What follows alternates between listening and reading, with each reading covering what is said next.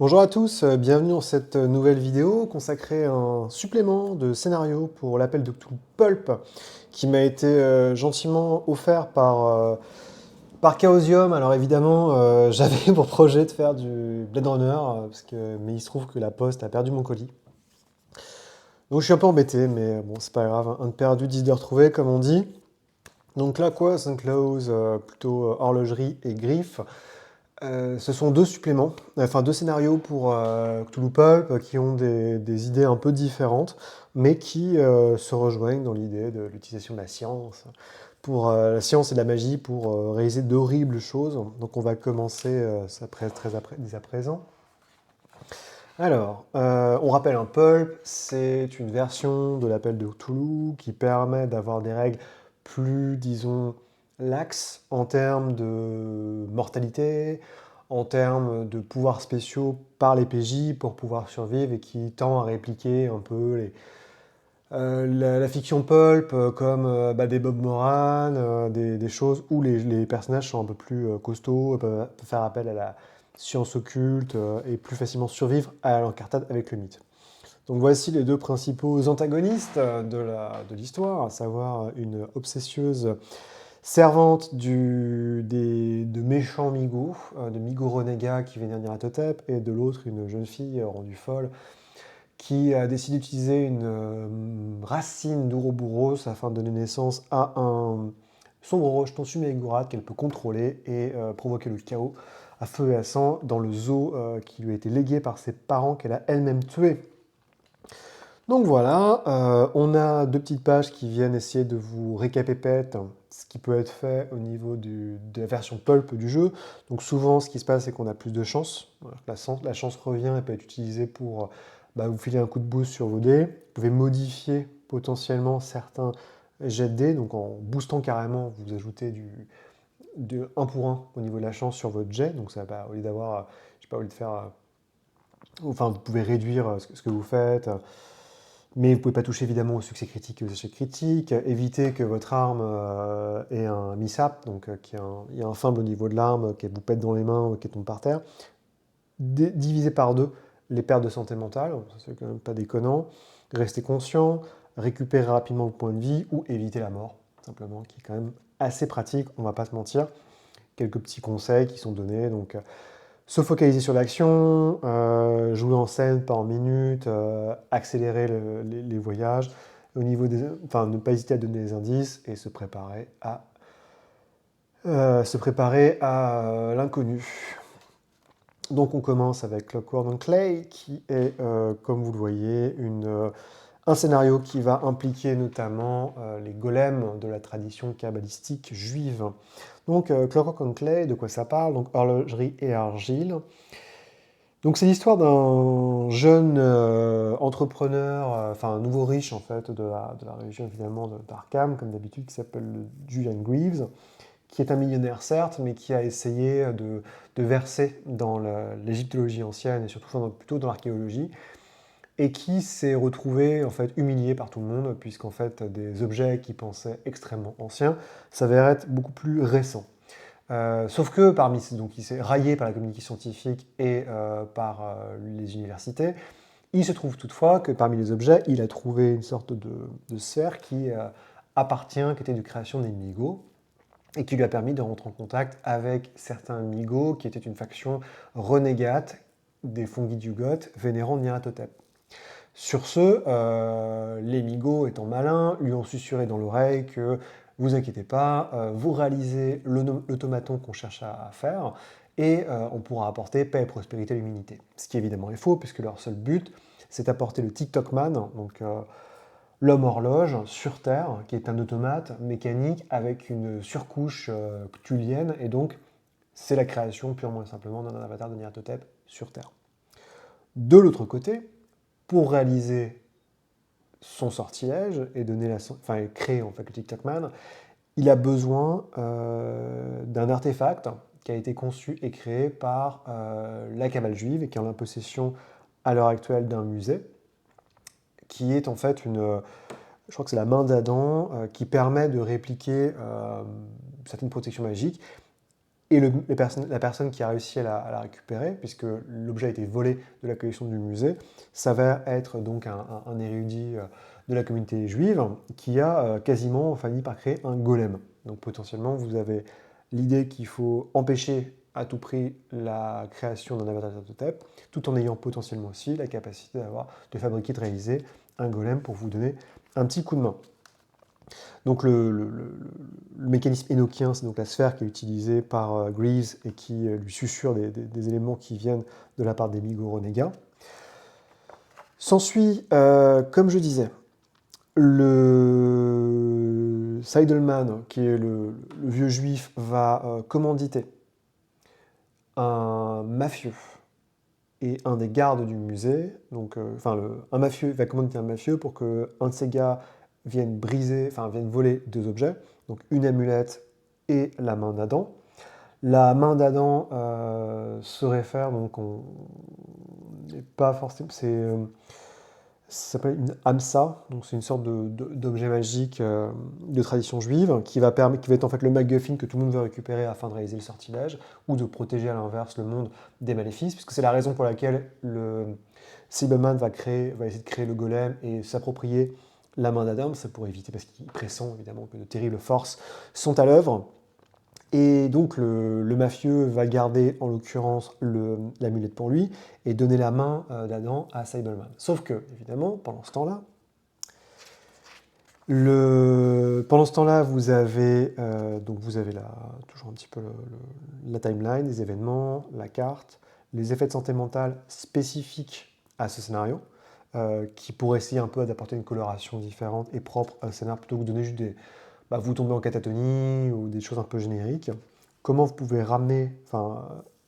impliquer les personnages dans l'histoire. Le plus simple, c'est en fait de les lier au directeur du musée qui les appelle parce que des objets ont disparu. La chronologie, si on peut dire, du scénario, à savoir que vous commencez par enquêter dans le musée pour comprendre le vol, faire une recherche occulte sur les objets qui ont disparu, et éventuellement fouiller le bureau du patron pour savoir en fait qu'il est subventionné par il est subventionné par la Société des Futuristes, donc qui est gérée par Greaves, qui a insisté plusieurs fois pour essayer de récupérer les objets, mais le patron, le directeur, pour l'instant, n'a pas voulu en démordre. Donc évidemment, il y a des... Je vais vous montrer ça plus simple. Vous avez Agatha Cromwell qui est la méchante, en fait. Vous voyez, évidemment, c'est la méchante Pulp par excellence, puisqu'elle est Borg. Et elle travaille directement, et j'ai oublié de vous dire, il y a l'amicale des adeptes des Migo. Donc Cromwell est une agente libre qui bosse pour la faction renégate des Migo. Et à ses côtés, elle a des larbins qui sont possédés par des espèces de vers créés par les fungi du God qui les permettent de les contrôler. Mais elle est complètement, par contre... c'est vraiment la méchante par excellence, mais qui est complètement libre, qui veut détruire l'humanité juste parce que. En gros, l'idée, c'est que elle est c'est son maître dans la nouvelle de Lovecraft, le Whisper in Darkness, donc je sais plus, c'est celui qui murmure dans les ténèbres, je crois, était son maître, et donc elle veut continuer un peu son œuvre en ayant contacté les Migo, et elle a une haine particulière de l'humanité, ça tombe bien.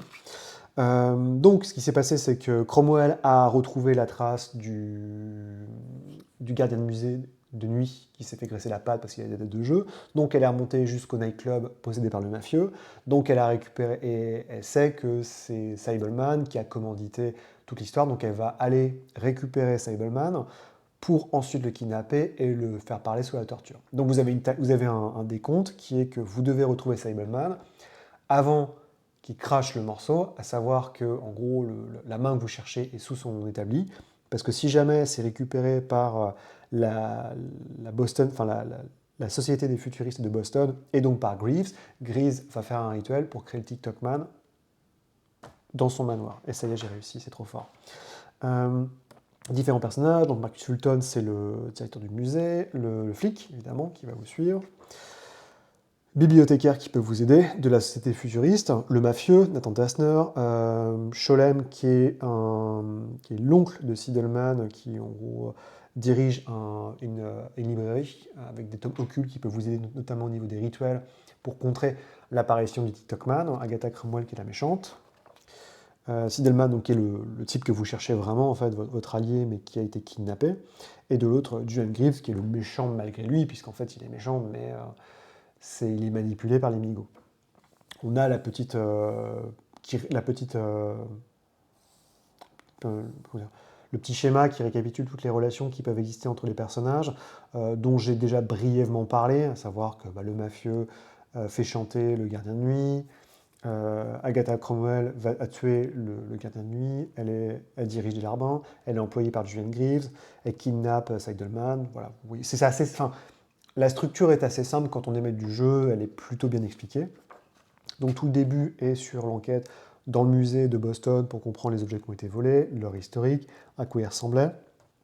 Vous avez différentes aides de jeu qui vous sont données pour vous expliquer un petit peu la finalité de leur relation. Vous avez évidemment le petit tissu rouge qui va bien avec, pour prendre votre note. La scène de crime avec les différents indices qui peuvent vous amener. On rappelle toujours, au niveau des indices, il y a les indices obligatoires, donc vous ne pouvez pas louper, il n'y a pas de jet à faire, et les indices secondaires qui doivent être faits par le roleplay, par vos compétences, qui vous ajoutent une coloration différente, mais qui ne vont pas entraver forcément la ligne droite du scénar, à savoir empêcher le rituel qui se déroulera au Greaves Estate, et différentes pistes pour vous amener vers d'autres lieux qui ont été décrits en amont ou qui vont être décrits. Il y a pas mal de plans, les plans pour le premier scénario sont pas dégueulasses, même plutôt bien faits, avec donc notamment le musée de Boston. Ce que vous pouvez faire, donc les descriptifs de chapitres qui ont été donnés auparavant, donc la recherche occulte que vous pouvez faire sur la main d'Adam ou le Yetzarim, enquêter sur Greaves, donc sur Julian Greaves qui est le méchant, et pourquoi est-ce qu'il finance la cité futuriste, quelle est la source de ses revenus. Ensuite, on va à Dorchester pour retrouver le gardien de nuit, sauf qu'évidemment, patatras, il a été carbonisé par Agatha Cromwell et ses larbins. Il a été d'ailleurs zappé parce que on est dans du pulp. Donc Agatha Cromwell et ses larbins ont accès à la technologie MIGO et notamment les fameux fusils électriques MIGO pour zapper les gens. Ce qui fait que quand vous arrivez dans l'appartement, vous le retrouvez dans la baignoire complètement carbonisé, ce qui vous fait perdre la santé mentale, mais un peu moins quand même parce qu'on est en pulp. S'ensuit une grande enquête, notamment avec ses voisins, pour aboutir au Lucky Seven Nightclub, donc qui est le nightclub possédé par Dressner, donc le mafieux, qui, vous imaginez bien, vous livrera un peu, enfin, va freiner des cas de fer pour pas vous révéler ce qui s'est passé. En lui tirant les verres par le nez, vous saurez que Agatha Cromwell est arrivée, elle a carbonisé un de ses mecs juste devant lui, donc il a forcément craché le morceau. Ce qui vous amène potentiellement à soit enquêter sur l'endroit où Siedelman a été kidnappé, ou directement aller dans son bureau pour, donc évidemment il est horloger, d'où le titre du scénario, pour retrouver différents indices qui pourraient vous mener sur la piste soit de la création du golem, soit même potentiellement sur la main. Mais évidemment, dans une grande tradition de pulp, quand vous allez arriver, parce que la main finalement est cachée sous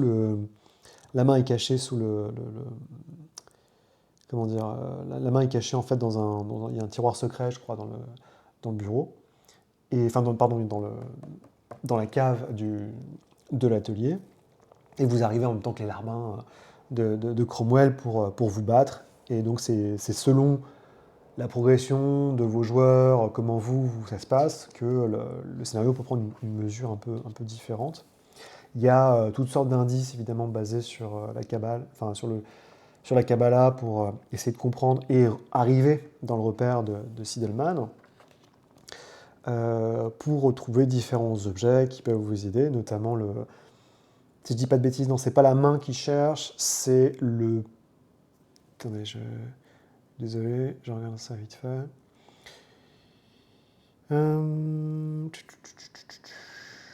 Si je dis pas de bêtises, il cherche le petit papier qui est mis dans la bouche du golem pour l'activer. Vous avez potentiellement Non, vous pouvez activer le golem si vous avez suffisamment de compétences ou de compréhension avec l'idée de réparer le golem et de mettre le mot de vie dans sa bouche. À ce moment-là, vous avez potentiellement vous avez un golem qui va bosser avec vous. Sinon, à l'inverse, ils viennent chercher la dernière formule magique, si je ne dis pas de bêtises, pour activer le TikTok Man.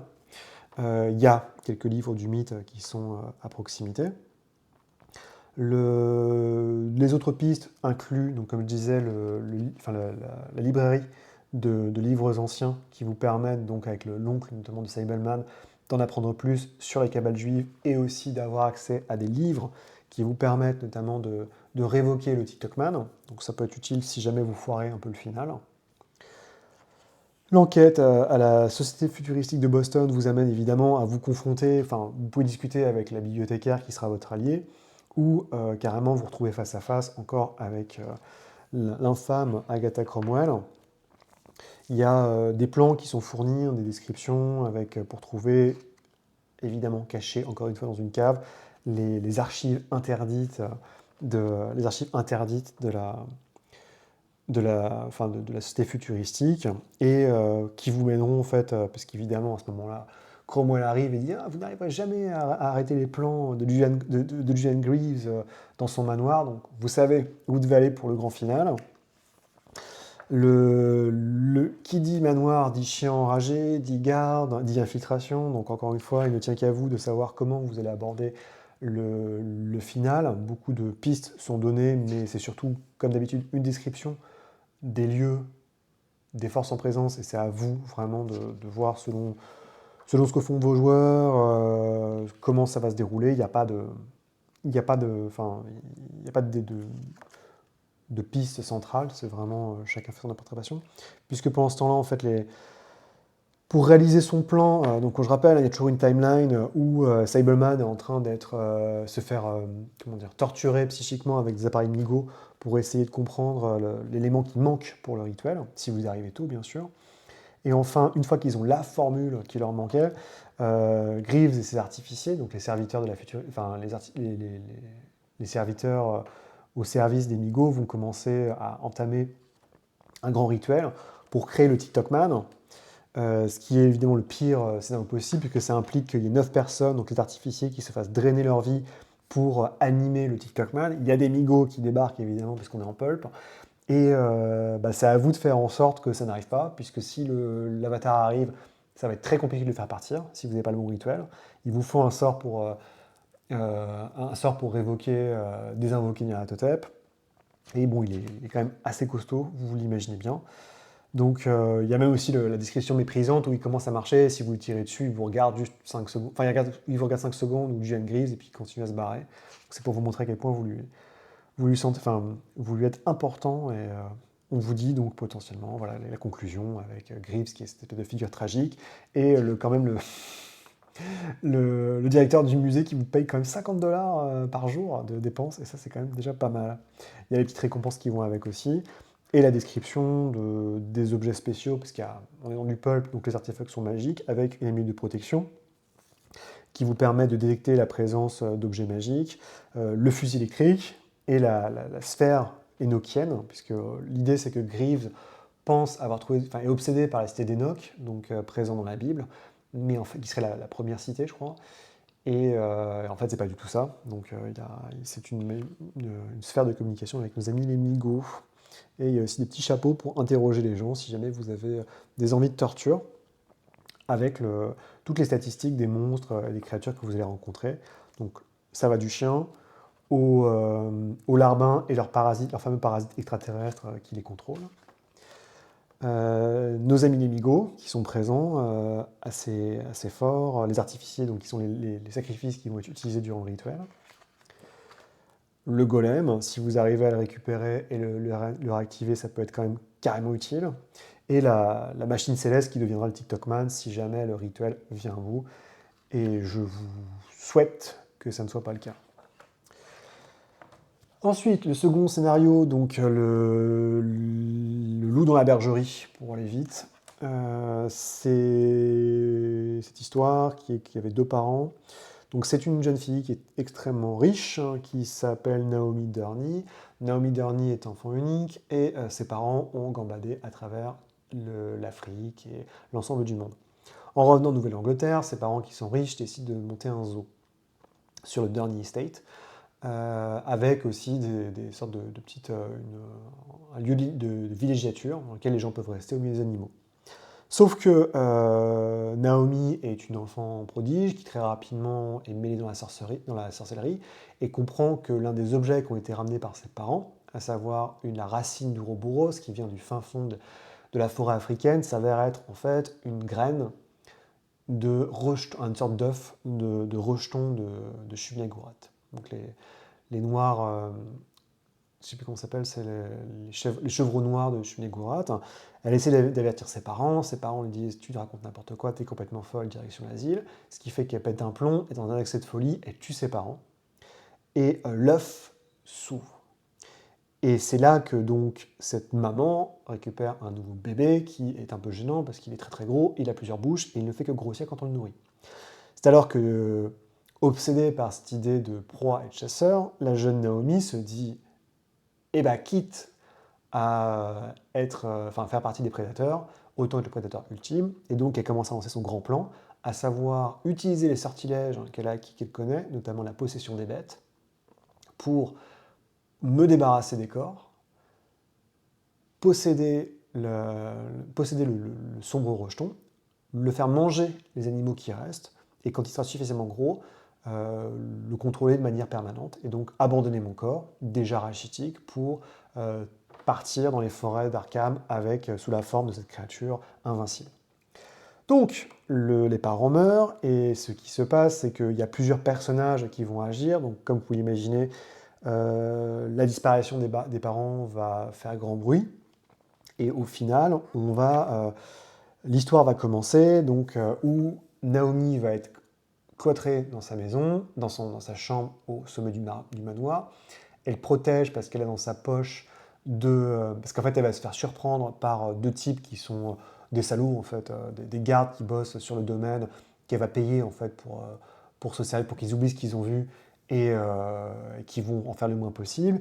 Il y a l'intendante du domaine qui va essayer de cacher tout ce... Enfin, elle ne sait pas exactement qu'il y a eu un meurtre, mais elle subodore que la disparition des parents fait qu'ils sont morts parce que ça fait plus d'une semaine. Donc elle va convier tout le monde, je crois que c'est un mois plus tard, à un grand mémorial. Et l'idée, c'est que le final du scénario va se passer durant le mémorial. Donc vous arrivez un petit peu avant, parce que vous recevez une notice, un petit papier qui vous dit qu'il se passe des choses étranges dans le manoir, il faut vraiment que vous veniez. Donc, l'idée est la suivante, vous allez arriver un petit peu en amont, intrigué par cette piste, parce qu'en fait, il y a d'autres personnes qui sont présentes, notamment il y a un vétérinaire qui a manqué de se faire briser la colonne vertébrale, si je ne dis pas de bêtises, par un des singes présents, et le comportement du singe ne fait aucun sens, puisqu'évidemment le singe a été possédé par Naomi qui cherche un peu à empêcher les enquiquinés en tournant en rond de parler.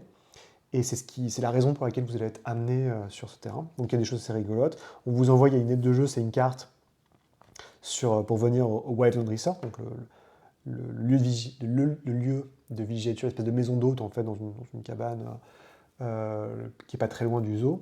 Et si vous regardez bien, il y a plein de choses extrêmement bizarres. Il y a une sphère avec des crocs, il y a des tentacules qui se baladent, il y a le sombre rejeton qui est présent. Voilà, c'est toutes sortes de trucs un peu flippantes. Comme d'habitude, des effets de santé spécifiques, la timeline. Donc, il y a 3 semaines, Naomi Durney tue ses parents. Les deux frères Kent l'aident à se débarrasser des preuves, sauf qu'ils le balancent dans la rivière. Le corps de la femme, donc de Rachel, remonte et est arraché par le nounours. Donc, en fait, il passe à côté de la cage de l'ours qui commence à croquer un morceau.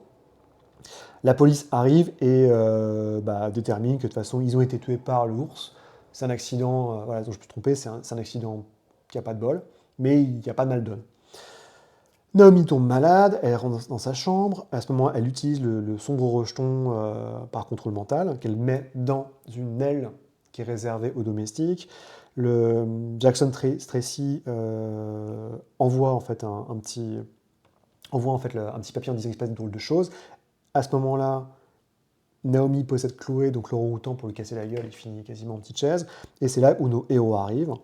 Et ils ont à peu près 2 jours avant que le mémorial ait lieu. Donc les différents personnages, Naomi c'est la méchante, Mila Serrano c'est la garde de zoo qui ne comprend pas exactement ce qui se passe et pourquoi il y a des animaux qui se font manger. Lucie Pellard c'est l'intendante qui gère à la fois le zoo et le domaine, qui va tout faire pour que rien ne s'ébruite. Ce qui veut dire, c'est assez malin, si jamais vous tentez d'appeler la police durant un scénario, il y a pas mal de retombées. Déjà, elle va vous pousser pour pas que vous appeliez la police. Ensuite, la police va pas chercher à pas s'impliquer parce que la famille est extrêmement riche, donc elle a pas trop envie de... Enfin, c'est pas si mal foutu, hein, parce que je sais que généralement, appeler la police, c'est toujours un bon moyen de se débrouiller. C'est vraiment le... En tout cas, quand vous jouez à Cthulhu, c'est toujours un peu la difficulté qu'on peut avoir. Comment est-ce qu'on peut négocier ça? Comment est-ce qu'on fait pour pas que la police passe devant, perde tous ses points de santé mentale, mais qu'après les joueurs passent tranquillement dedans? C'est pour ça généralement que les méchants sont toujours très riches, parce que par le devoir de, enfin, la différence entre les classes sociales, ça vous permet de temporiser tout ça. Les frères Ken qui sont des ordures, Eddie Moore qui est le pauvre gamin qui s'est fait taper par qui s'est fait attaquer par l'un des animaux et qui est persuadé qu'il y a un fantôme évidemment présent dans le fantôme, enfin que les Durnies, donc les parents sont morts avec leur fantôme en lieu. Luc Berger qui est le français, qui est évidemment le cuisinier. Tracy, qui est donc le vétérinaire, et sa femme, qui sont vos principaux alliés en ce lieu. Donc on vous envoie en bus pour aller sur place, avec le récépissé sur le mémorial en l'honneur de Michel et Rachel Darnell, et de l'autre côté, le petit papier qui dit « Ah, venez nous aider, il se passe des choses pas claires ».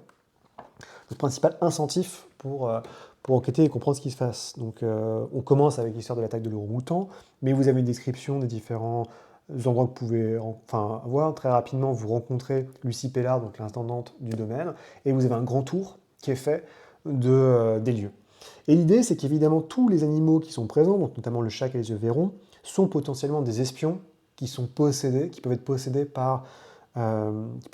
donc par Naomi, qui va les utiliser pour vous mettre pour vous mettre des bâtons dans les roues.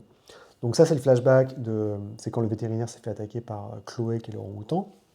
La carte, je trouve que les cartes sur le second scénario sont pas terribles, enfin, c'est les couleurs qui sont vraiment dégueulasses. Je ne sais pas ce qui s'est passé, je pense que c'est pas la même personne, ça me semble évident, mais même les polices, elles sont pas terribles, enfin, c'est vraiment pas dingo. Vous pouvez enquêter en discutant avec tout le monde. Le sombre rocheton se balade, et cette dernière cible, ce sera Shelly, donc l'éléphant, puisque c'est la plus grosse créature qui est présente dans le zoo, et c'est la dernière que le sombre rocheton va dévorer avant d'acquérir sa forme finale, on peut dire. Vous avez durant le grand tour la possibilité de discuter un petit peu avec tout le monde pour savoir comment s'est passée l'attaque de l'ours, comment s'est passée l'attaque de Naomi et l'orang-outan, et simplement en vous baladant hors du tour, du grand tour pour discuter avec les gens, sachant que c'est aussi le moment où vous pouvez vous faire observer par les différents animaux. Il y a différentes choses aussi, c'est que l'orang-outan est protégé par Serrano, donc la gardienne du zoo, parce qu'elle sait que l'orang-outan, c'est pas de sa faute et qu'il s'est passé un truc bizarre avec son comportement, donc elle la protège, ce qui vous donne aussi un peu des fausses pistes dans tout ça. Et ensuite, c'est vraiment à vous de faire un petit peu votre exploration, avec l'idée qu'à chaque fois, les animaux peuvent vous attaquer. Donc par exemple, le cerf, l'Only, peut vous attaquer, vous foutre un grand coup de corne. L'orang-outan se cache, comme je disais. Vous avez la possibilité d'aller discuter avec les vétérinaires pour comprendre ce qui se passe. Il y a un lion qui est présent, qui s'est cassé la patte, de manière un peu étrange. Et tous ces éléments vous laissent à penser que si vous avez un peu de compétences avec les animaux, vous pouvez savoir qu'il y a quelque chose vraiment qui cloche. L'autopsie donc de Chloé, donc l'orang-outan qui a été... Donc c'est pas En fait, c'est pas si je dis pas de bêtises... Je vais pas vous dire de bêtises quand même. Ouais, ça. En fait, il y avait deux orang-outans. Il y en a un qui s'appelle Cuthbert, qui est toujours vivant et qui est planqué parce que potentiellement il va être abattu. Et Chloé, l'orang-outan qui a attaqué le vétérinaire, lui, a été tué. Elle a été tuée. Et donc, c'est l'occasion, lors de l'autopsie, de comprendre qu'il y a eu des comportements qui ne font aucun sens. Par exemple, l'orang-outan a traîné quelqu'un, alors que c'est pas dans leur nature. Plein de petites choses comme ça qui peuvent vous amener au corps des Dudley pour retrouver le corps, parce que le seul corps qui a été retrouvé, c'est le corps Enfin, il n'y a pas eu vraiment de recherche, mais c'est le corps de la mère, et donc si vous pouvez trouver potentiellement le corps du père, mais avec l'ours qui est pas très loin, qui pourrait être possédé et tenter de vous croquer. Donc ce n'est pas sans risque. Toutes les cages peuvent être fouillées pour trouver d'autres indices sur la vraie nature de ce qui se passe. Il y a évidemment un crocodile blanc, qui n'a qu'une chose, qui va essayer de croquer le jeune garde du zoo, et il ne tient qu'à vous le sauver parce qu'il a évidemment des preuves et des indices qui peuvent vous amener à penser qu'il se passe des choses étranges, notamment en fait que les Kents qui se sont débarrassés, qui ont lancé les corps dans la rivière, sont en fait responsables, et c'est lui qui peut vous donner cet indice-là. Évidemment, Naomi, en possédant le crocodile, Blanche va peut faire en sorte qu'il meure et donc vous pouvez rien faire pour le sauver. Avec un peu de chance, vous le sauvez et quand il va à l'hôpital, il vous dit ah machin, c'est les Kent, ils m'ont fait ce coup-là. Ce qui peut vous amener à confronter les Kent dans leur propre résidence. Ce qui peut très mal se finir. Fouiller l'enclos à l'éléphant pour comprendre qu'il y a une créature qui rôde et qui potentiellement n'a pas peur de Shelly, donc l'éléphant. Le manoir dans sa description, avec les différentes pièces, le sombre rejeton qui se balade, le chat derrière, l'enclos aux oiseaux, tout est décrit, sachant que il n'y a pas que les PNJ que je vous ai décrits. Hein. Le cuisinier français possède une dizaine d'aides de cuisine, il y a pas mal de petites choses. D'autres petits bonus, donc la fameuse racine d'Ouroboros qui a donné lieu en fait à l'œuf du sombre rejeton. La jeune fille qui est planquée dans sa chambre, elle a une partie commune qui est rattachée évidemment à la pièce où loge le sombre rejeton. Évidemment, elle est faim, bon, elle est très malade, elle est très fatiguée. Elle mange pas sa nourriture, elle le donne au sombre rejeton, mais elle est parfaitement consciente. Donc si jamais vous tentez de rentrer dans sa chambre ou l'interroger, elle va se mettre à hurler et tout faire pour que vous fassiez bannir de son domaine. Son journal vous permettrait d'avoir le sort pour posséder les animaux, ce qui peut être très pratique pour la fin du scénario et pour comprendre ce qui se passe. Étonnamment, en fait, l'endroit peut-être le plus dangereux, puisque le sombre rejeton ne chasse que durant la nuit. L'endroit le plus dangereux peut-être à explorer, il faut faire attention, c'est assez casse-gueule, et c'est peut-être la plus grande faiblesse du scénario, c'est qu'il y a une pièce que vous ne devez pas visiter, sinon, en gros, le scénario tombe à l'eau. Enfin, c'est pas qu'il tombe à l'eau, mais que la résolution arrive beaucoup plus tôt. En gros, il est planqué à l'étage, donc il va croquer de temps en temps, il va manger dans le garde-manger. Mais surtout, il va à l'étage, il a une pièce qui lui est réservée. Et si vous avez 2 jours dans la pièce, vous forcez votre passage, vous tombez sur un sombre rejeton, quoi. Donc, c'est un peu dommage, mais bon, on vous dit, hein, après, on vous dit attention, il est possible que vous les rencontriez avant, donc à ce moment-là, on vous conseille de le faire fuir, ou qu'il soit pas là, ou de trouver une astuce. Donc, oui, il faut un véritable boxon. C'est pas très très beau comme illustration, les couleurs sont pas ouf. Si, heureusement, vous faites votre tour et vous passez la nuit sur place, on a un grand moment de jeu de rôle qui est que vous êtes tranquillement dans le resort et vous êtes attaqué de nuit, évidemment, par... Il n'est pas très beau non plus. Hein. Vous êtes attaqué par le lion ou les autres créatures possédées parce que, évidemment, Naomi veut vous tuer impérativement, donc elle va utiliser tous les animaux pour essayer d'en finir avec vous, sachant que les vétérinaires vivent juste à côté. Et l'option très très pop que j'aime beaucoup, c'est potentiellement l'orang-outan qui survit. Il a un revolver. Et donc vous avez un gros singe avec un revolver qui cherche à vous tuer. 2 finishes. Donc si on avance, vous arrivez à deviner que Naomi c'est la méchante, vous êtes dans sa chambre et vous avez cette scène horrifique où Naomi possédant le corps, possédant le sombre rejeton dévore son propre corps pour finir sa croissance, à défaut d'aller manger l'éléphant. Ce qui est assez glaçant. Et le grand finish, c'est évidemment que Naomi arrive durant le mémorial de ses parents en disant « Père, mère, je suis enfin libre de vous ». Elle arrive avec une robe de mariée, le sombre rejeton arrive et commence à la dévorer et attaque tout le monde. Enfin, elle prend le contrôle et le sombre rejeton commence à fuir alors qu'elle est en train de mourir agonisante. Et vous avez une course-poursuite entre vous et sombre rejeton à travers tout le domaine que vous connaissez maintenant sur le bout du doigt pour empêcher le sombre rejeton de recouvrir une des différentes forêts de la Nouvelle-Angleterre sous peine de le perdre à tout jamais. Et très méchamment, la directrice la directrice du domaine se fait picorer les yeux par certains animaux rendus complètement fous et possédés par Naomi, ce que je trouve assez méchant, on va dire. Donc voilà, et puis la fin, c'est potentiellement comment est-ce que vous faites pour affronter un sombre rejeton. Vous utilisez le pouvoir pour contrôler les bêtes que vous avez appris qui permet de la posséder, de posséder l'éléphant pour détruire le sombre rejeton.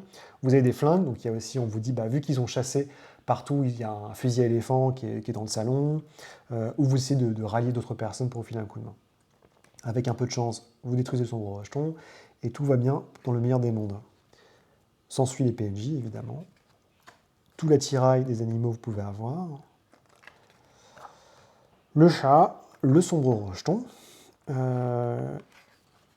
Sachant que, oui, alors le sombre rejeton, le principe, c'est qu'il a très peu de PV quand il commence, il en a 19, et plus il mange de gens. À chaque fois qu'il croque, en fait, dans Shelly l'éléphant, plus il gagne de points de vie et de dégâts au bonus. Donc il faut faire attention, il faut éviter que l'éléphant se fasse croquer, sinon ça risque d'être très compliqué. Et voilà, donc on a une notules sur tous les gens qui ont travaillé sur ces livres. Et on a fait le tour donc de Clockwork and Close, qui sont donc 2 scénarios pour Cthulhu Pulp. C'est pas déconnant, c'est pas mal. Il faut voir aussi que le bouquin fait 150 pages. Donc c'est pas, on vous ment pas, c'est pas des scénarios qui font. Enfin, je trouve que les scénarios sont assez conséquents. Il y a beaucoup de descriptions, il y a un aspect bac à sable, même si on peut penser que la structure est très simple finalement. Il y a quand même un certain aspect bac à sable puisque vous pouvez aborder les choses un peu de la manière dont vous voulez. Le premier est entièrement modulable selon la progression des joueurs. Le second l'est moins quand même, parce que le second part du principe que vous avez un temps limité avant le mémorial, que si vous êtes attaqué, si vous passez la nuit dans le zoo, il y a de fortes chances que vous fassiez attaquer par les animaux, et donc en additionnant 2 plus 2, ça risque de ticker, et vous allez sûrement vous confronter à Naomi.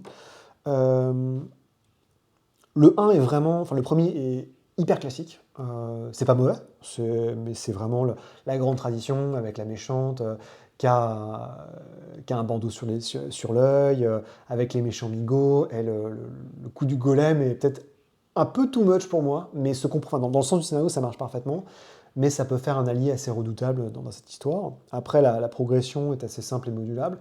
Le 2 est pour moi beaucoup plus intéressant.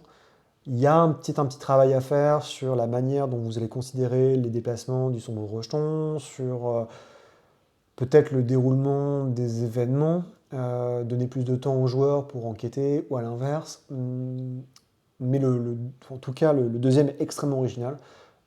J'ai rarement vu ça, je trouve ça très très cool. Enfin, l'espèce de mastermind, le grand méchant qui manipule tout le monde à distance avec plein d'animaux, où vous ne savez pas trop ce qui se passe, d'où ça vient.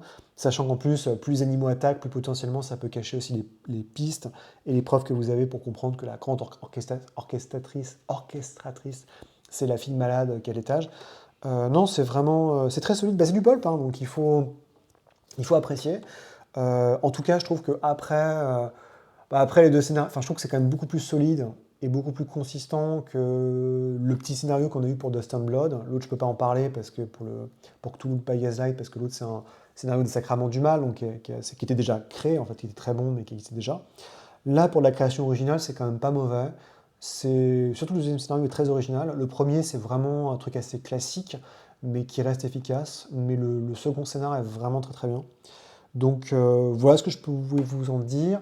Je pense qu'encore une fois, c'est vraiment selon les goûts de votre table. Si les gens qui jouent avec vous aiment le pulp, ils sont servis. On reste quand même, et il faut le noter, dans une organisation et une structure professionnelle de Chaosium. C'est-à-dire que vous avez vos preuves, vous avez vos aides de jeu, vous avez vos PNJ, vous avez votre chronologie. Et ça, c'est vraiment très bien parce qu'en fait, techniquement, des changements peuvent être faits, mais c'est quand même tellement bien structuré qu'il n'y a aucune chance qu'un MJ soit en panique ou se pose trop de questions. C'est-à-dire qu'on peut le modifier au fur et à mesure, mais tout est là et prêt à jouer, et c'est quand même pas... Bah, c'est exactement ce qu'on attend quand on achète des scénarios du commerce, c'est que tout est clé en main. Il n'y a pas trop de réflexion à avoir, hormis les réflexions en jeu, et les scénarios sont suffisamment souples dans leur structure, à part peut-être la chronologie sur le deuxième, pour que justement les gens puissent se faire plaisir et que vous ayez un moment à passer. Donc je pense que non, c'est assez solide. Ça doit quoi? C'est une 29 $, donc ça va être 35 balles, je pense. C'est pas mauvais, c'est vraiment sympa. C'est plus de pulp si vous aimez le pulp. C'est pas une campagne, hein, attention par contre. C'est que 2 scénars, mais des scénars qui sont complets avec tout ce qu'il faut pour les faire jouer clé en main. Et j'ai envie de dire, c'est quand même déjà pas mal. Voilà ce que je pouvais vous dire sur Clockwork and Close. J'espère que ça vous a plu. N'oubliez pas, c'est une copie presse, donc prenez ce que je dis avec un peu de distance. Et puis, il ne me reste plus qu'à vous souhaiter une excellente journée et à très bientôt. Allez, salut!